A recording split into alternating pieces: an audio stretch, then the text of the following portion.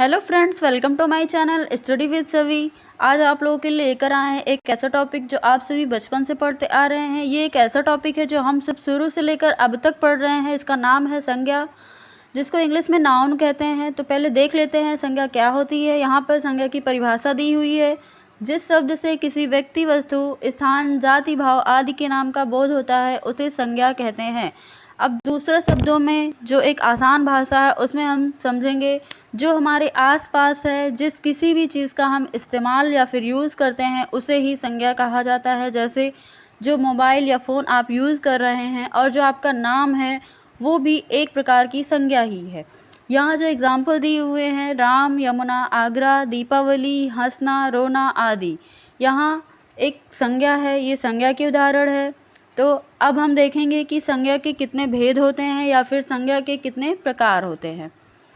यहाँ दी हुई है संज्ञा के भेद। संज्ञा के 5 भेद होते हैं: व्यक्तिवाचक संज्ञा, जातिवाचक संज्ञा, भाववाचक संज्ञा, समूहवाचक संज्ञा और द्रव्यवाचक संज्ञा।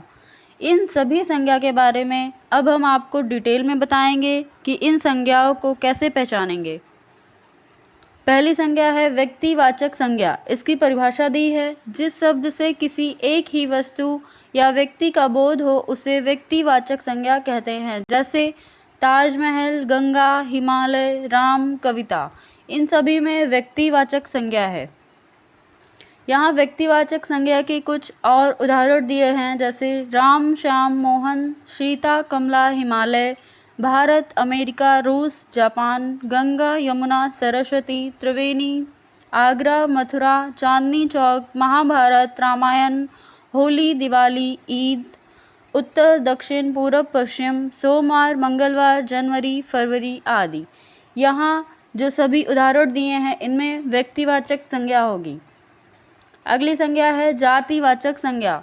यहाँ परिभाषा दी है: जिस शब्द से किसी एक समूह या किसी एक जाति के संपूर्ण पदार्थों का बोध हो उसे जातिवाचक संज्ञा कहते हैं। जैसे बालक, शिक्षक, पुस्तक, दर्जी, डॉक्टर, कुत्ता, बिल्ली, शहर आदि।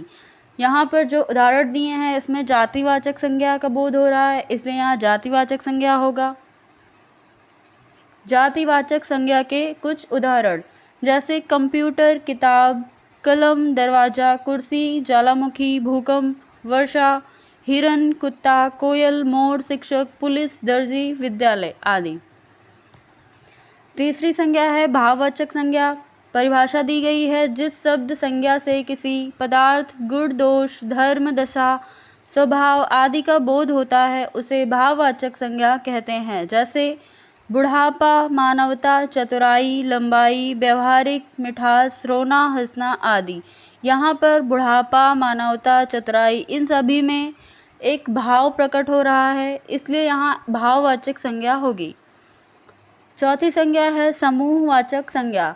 परिभाषा दी गई है: जिस संज्ञा शब्द से किसी समूह या किसी समुदाय का बोध होता है उसे समूहवाचक संज्ञा कहते हैं। जैसे भीड़, सेना, जुलूस, मेला, सभा। यहाँ जो भीड़, सेना, जुलूस, मेला, सभा उदाहरण दिए हैं इनमें एक समूह का बोध हो रहा है।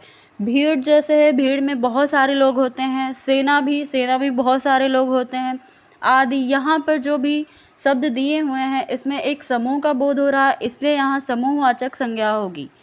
हमारी जो अगली संज्ञा है वो द्रव्यवाचक संज्ञा।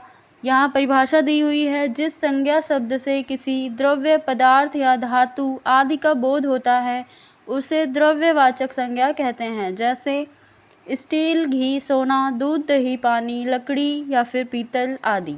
यहाँ जो भी शब्द दिए हैं इसमें द्रव्य का बोध हो रहा है, इसलिए यहाँ द्रव्यवाचक संज्ञा होगी। तो फ्रेंड्स, हमारा ये टॉपिक यहीं पर समाप्त होता है। आई होप आपको ये संज्ञा का टॉपिक अच्छे से समझ आया होगा। तो please like, share and subscribe करना ना भूलें। Thank you for watching.